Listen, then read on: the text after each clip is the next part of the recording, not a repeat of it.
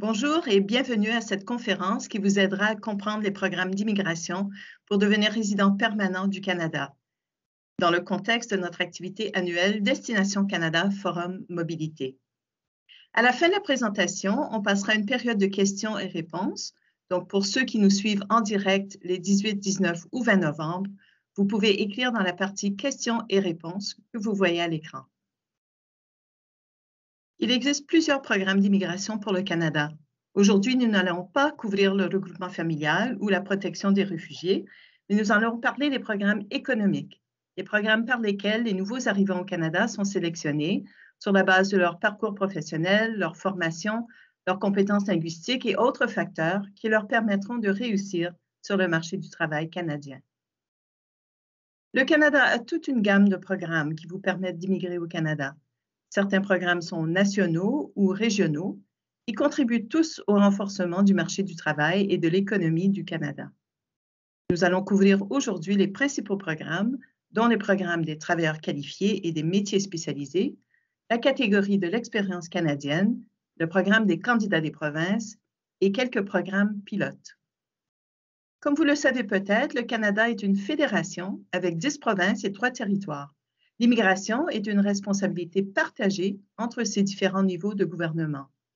C'est donc le gouvernement fédéral, le gouvernement du Canada, qui émet les visas et qui octroie le statut de résident permanent ou encore la citoyenneté canadienne.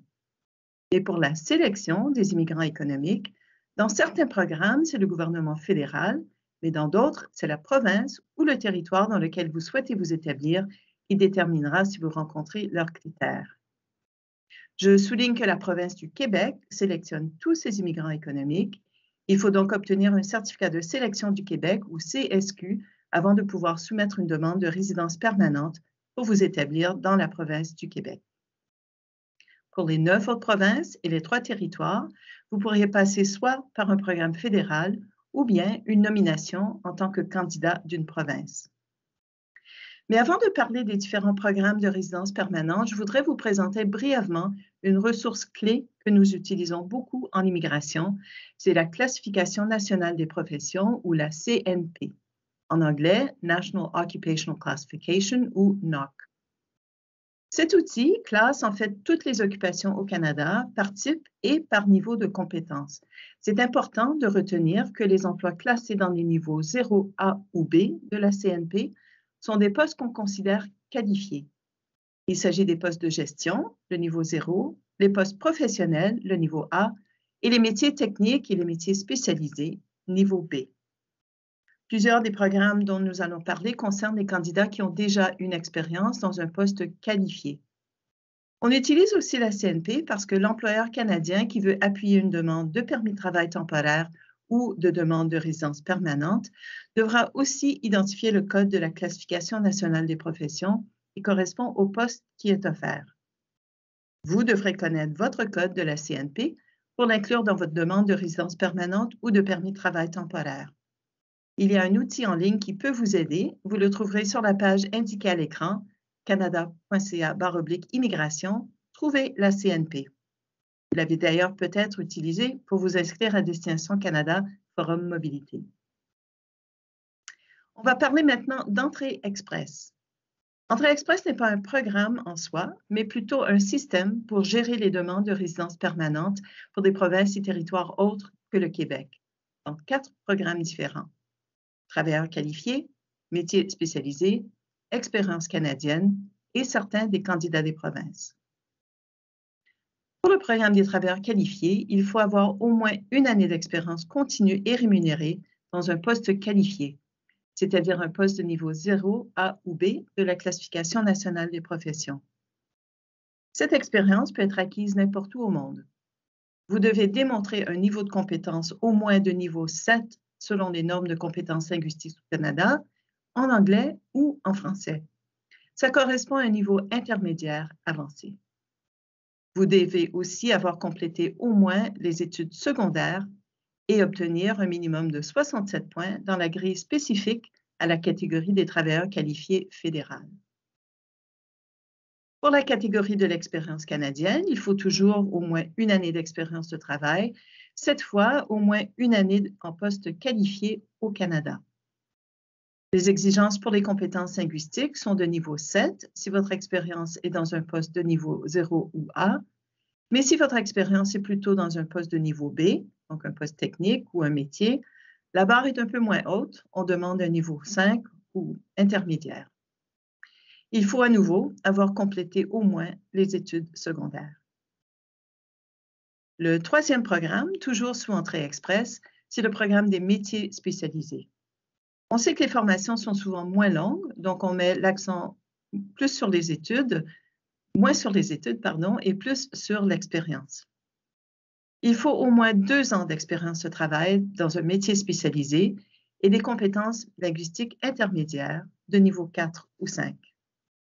Il est important de savoir que vous devrez rencontrer les critères de votre métier tels qu'ils sont décrits dans la classification nationale des professions, c'est-à-dire tels que le métier est exercé au Canada. Aussi, pour ce programme, il faut avoir une offre d'emploi à temps plein au Canada ou bien avoir obtenu un certificat de qualification pendant un séjour précédent au Canada.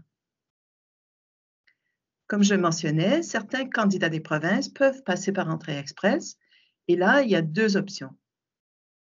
Soit vous visitez le site de la province ou du territoire qui vous intéresse et si vous rencontrez leurs critères, vous présentez une demande de désignation au titre de son volet d'entrée express. Et si la province ou le territoire accepte de vous désigner, vous créez votre profil Entrée Express ou vous mettez votre profil existant à jour en ajoutant la preuve que vous avez été désigné. La deuxième option, c'est de créer d'abord le profil Entrée Express et en le créant, vous allez indiquer là où les provinces ou les territoires qui vous intéressent. Si une province ou un territoire que vous avez indiqué vous repère dans le bassin des candidats, par exemple, en raison de votre profession ou encore de vos compétences en français, il pourra vous envoyer un avis d'intérêt dans votre compte IRCC et vous inviter à communiquer avec eux directement en vue d'une nomination. Si vous obtenez une nomination, vous présenterez votre demande au titre du volet d'entrée express dans le programme des candidats des provinces. Quel que soit le programme, pour commencer des démarches d'entrée express, il faut faire évaluer vos compétences linguistiques. C'est le cas, peu importe votre langue maternelle ou la langue dans laquelle vous avez fait vos études. Il n'y a pas d'exemption.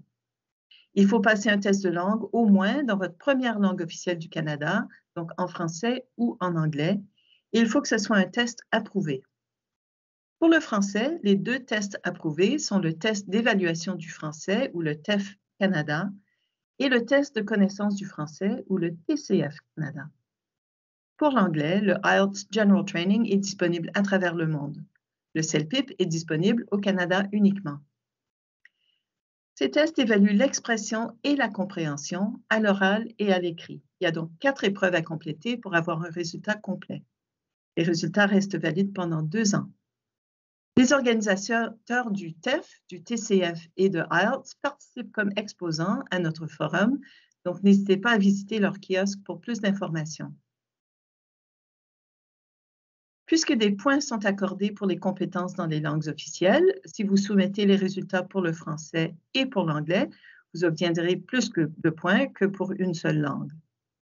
Certains candidats pensent qu'ils doivent soumettre les résultats de tests d'anglais pour immigrer ailleurs qu'au Québec, mais gardez à l'esprit que si vous soumettez seulement des résultats pour l'anglais, vous n'obtiendrez des points que pour l'anglais, alors que peut-être vos compétences en français sont plus élevées.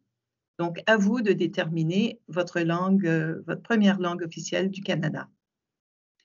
Aussi, en plus des points pour les résultats des tests de langue, 25 points supplémentaires sont attribués pour des résultats au niveau 7 en français, donc niveau intermédiaire avancé, avec 4 ou moins en anglais. Pour des résultats au niveau 7 en français et 5 ou plus en anglais, il s'agit de 50 points supplémentaires. Cette importance accordée au français reflète l'importance que le Canada accorde au caractère bilingue du pays. Nous avons comme objectif d'accueillir de plus en plus d'immigrants francophones dans les provinces et territoires autres que le Québec au cours des prochaines années. Des personnes qui vont donc se joindre aux communautés francophones dynamiques qui se trouvent à travers le Canada. Une autre chose à faire avant de commencer votre processus d'entrée express, c'est l'évaluation de vos diplômes d'études. Une évaluation des diplômes d'études, ou EDE, sert à vérifier si votre grade, diplôme ou certificat étranger est valide et à quoi il équivaut dans le système canadien. Si vous voulez être considéré comme requérant principal pour le programme des travailleurs qualifiés et si vous voulez obtenir des points pour vos études à l'étranger dans le système de classement global d'entrée express, vous devez obtenir une EDE.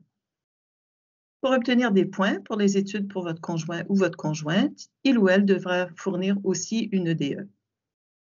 7 organismes sont désignés pour cette évaluation, dont un service pour les médecins, un spécialisé aussi pour les pharmaciens.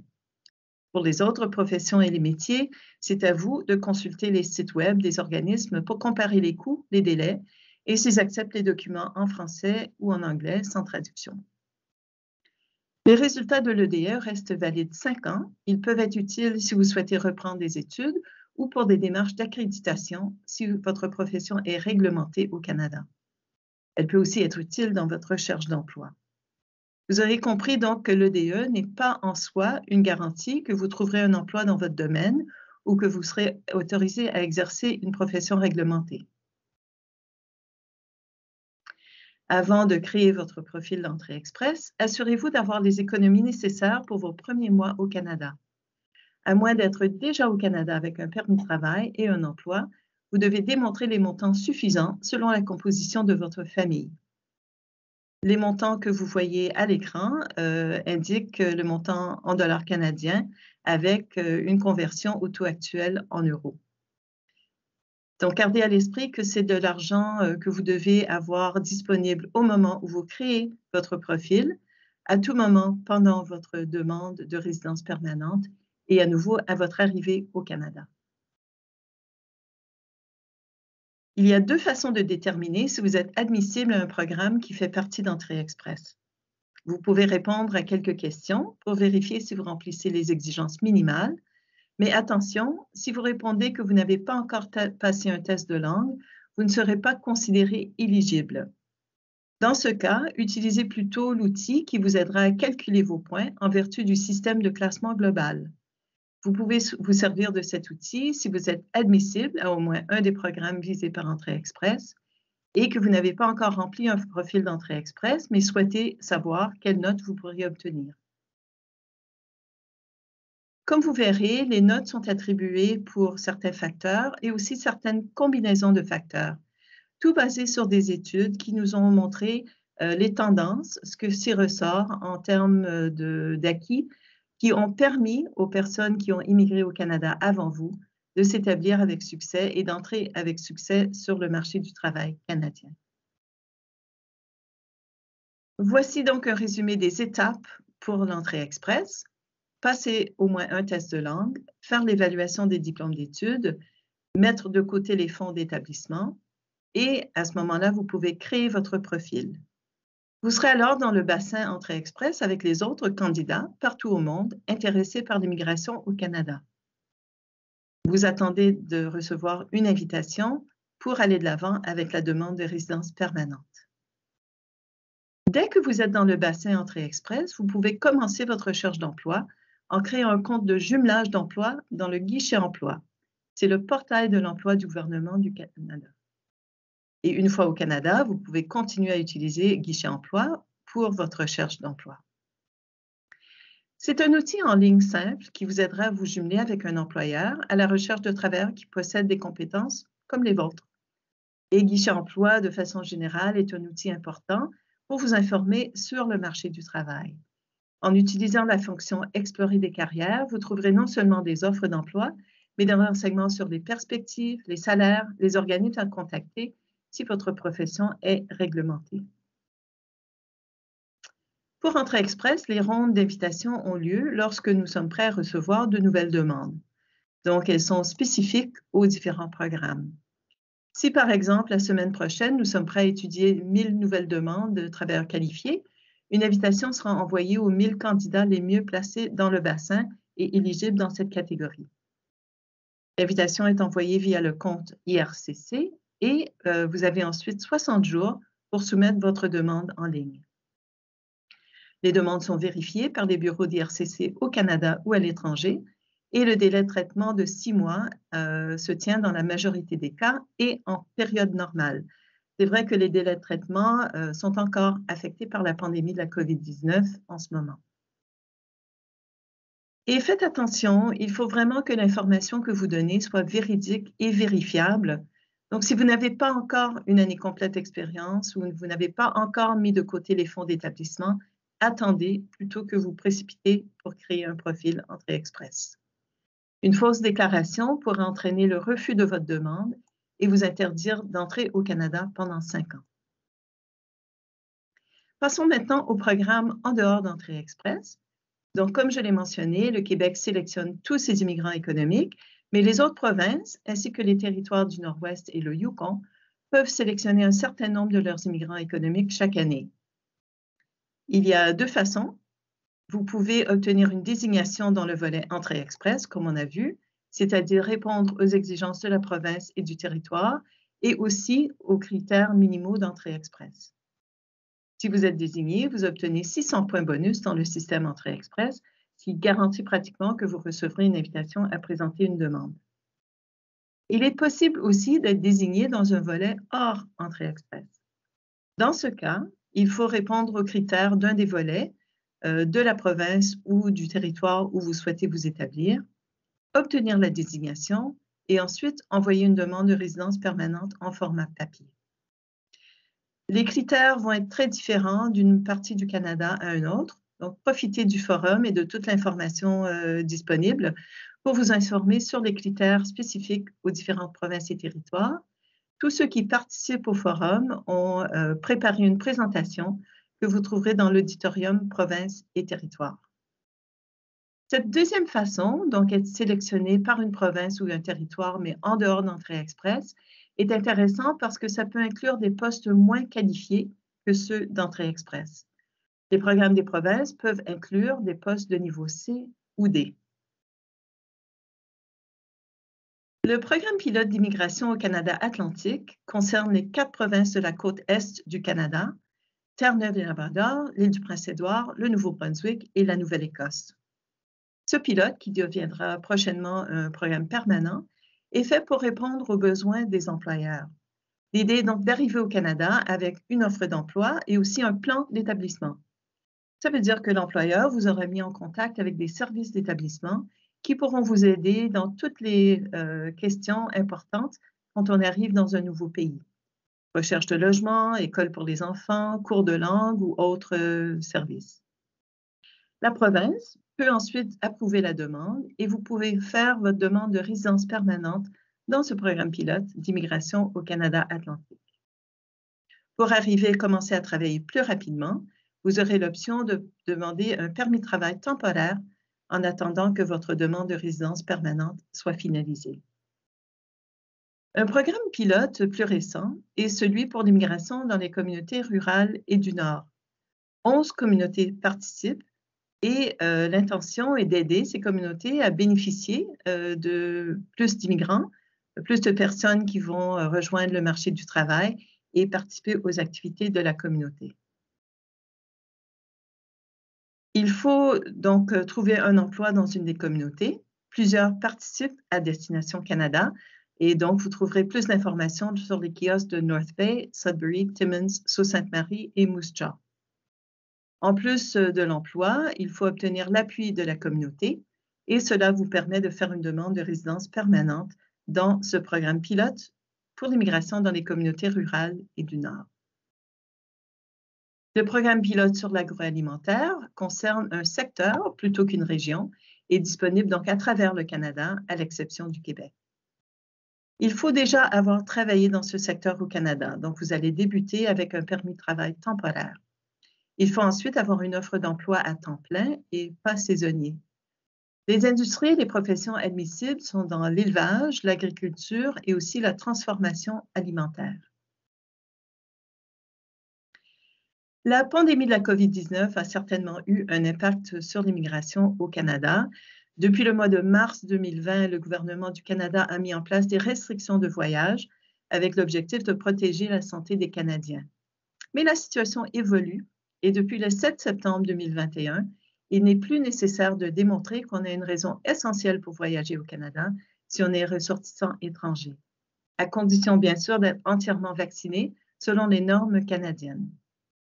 Pour tout renseignement, je vous invite à consulter régulièrement le site voyage.gc.ca/voyage-covid. Vous y trouverez tous les renseignements sur qui peut voyager, ce qu'il faut faire avant et pendant le voyage, ainsi qu'à l'arrivée, et aussi des informations sur des conditions ou des restrictions locales qui peuvent affecter vos déplacements entre différentes parties du Canada une fois sur place. Et j'aimerais, avant de passer à la période de questions, vous laisser avec quelques ressources et une mise en garde. Malheureusement, beaucoup de personnes essaient de profiter de l'intérêt des candidats pour le Canada avec des fausses promesses d'embauche, des services non autorisés pour l'obtention d'un visa ou d'un permis. Je vous invite donc à consulter les sites officiels et de lire attentivement aussi les pages dans le guide du forum qui concerne les arnaques et la fraude en matière d'information. Tous les renseignements sont en ligne et disponibles gratuitement. Si vous décidez de faire appel à un représentant, ce n'est pas obligatoire et c'est important de vous assurer que cette personne est vraiment autorisée à vous représenter. Voici donc le site d'IRCC, le lien vers le formulaire web à utiliser pour toute question concernant une demande en cours, ainsi que les comptes sur les réseaux sociaux pour suivre l'actualité. Et maintenant, passons à la période de questions et réponses.